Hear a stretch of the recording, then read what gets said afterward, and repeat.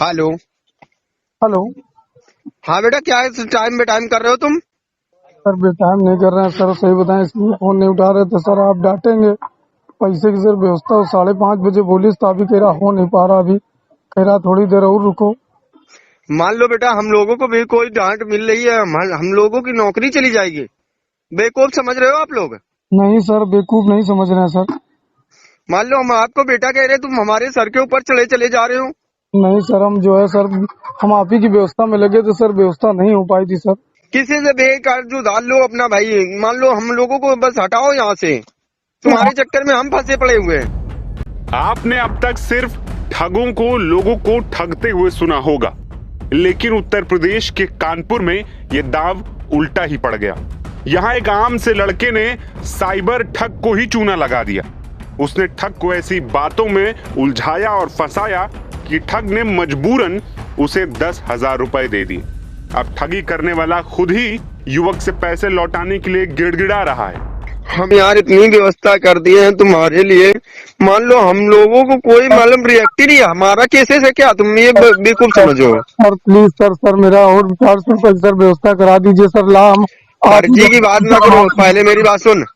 फर्जी की बात ना करो, 400 रुपए मेरे पास नहीं है, पर्याप्त है। 3,000 रुपए बोला, 3,000 रुपए मैंने चैन छुड़वा दी। फिर यहाँ पर तुमने बोला 3,000 रुपए, फिर नहीं दे रहा, फिर 3,000 रुपए लगाया। पूरे पूरे 6-7 हजार रुपए मैंने लगा दिया। बेवकूफ, मेरे दिमागों पे बेवकूफ लिखा था जो तुम्हारे पीछे मैंने पैसे लगा रहा हूँ। आपने तो सर मेरी मदद की है सर।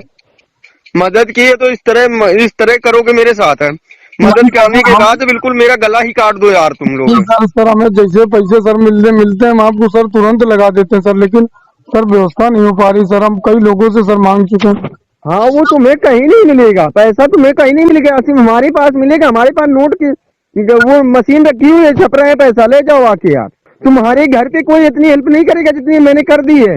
आज अगर तुम पेमेंट नहीं करा पा रहे हो तो आज मैं सुनूंगा नहीं किसी की।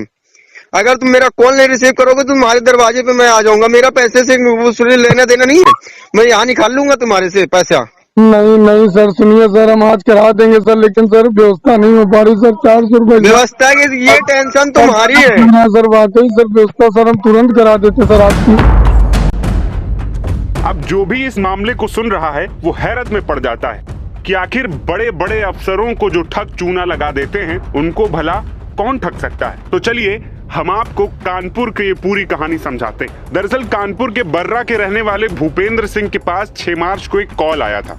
कॉलर ने खुद को सीबीआई अफसर बताते हुए कहा कि तुम अश्लील वीडियो देखते हो। इसके बाद उसने 32 मॉर्फ वीडियो और 48 मॉर्फ फोटो व्हाट्सएप पर भेजे। साथ ही कहा कि तुम्हारे खिलाफ लड़की ने FIR दर्ज कराई। सीबीआई और पुलिस तुम्हारे घर पहुंच रही है। ये सुनकर भूपेंद्र समझ चुके थे कि ये ठगी करने वाला है, और तभी भूपेंद्र ने तुरंत एक नई कहानी गढ़ी जिसमें साइबर ठग धीरे धीरे खुद ही फंसता चला गया। आइए आपको भूपेंद्र से ही सुनाते हैं कि आखिर उसने ठग को कैसे उल्लू बनाया। भूपेंद्र, ये बताइए कि कौन है, किसकी फोटो है ये? सर, ये जो साइबर ठग है जो लगातार मुझे प्रताड़ित कर रहा था, परेशान कर रहा था, ये अधिकारी की फ़ोटो लगाए हुए। जब इसने पहले मुझे कॉल किया तो मैं एक बार डर गया था कि शायद कोई अधिकारी है और किसी ने बेवजह 10 मिनट कॉल काट दी। मैंने कहा 10 मिनट में कॉल कर रहा हूँ, पापा मेरे घर पर हैं।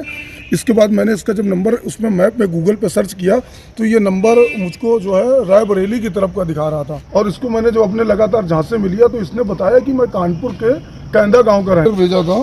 ये लेटर है, ये मुझे लेटर भेजा था, इस पर लिखा है इसमें कि आपके खिलाफ मुकदमा है। और गूगल पे इस लेटर के बारे में लिख के आया कि ये एक फेक लेटर है और इस तरीके का लेटर, ये फर्जी पूरा लेटर है।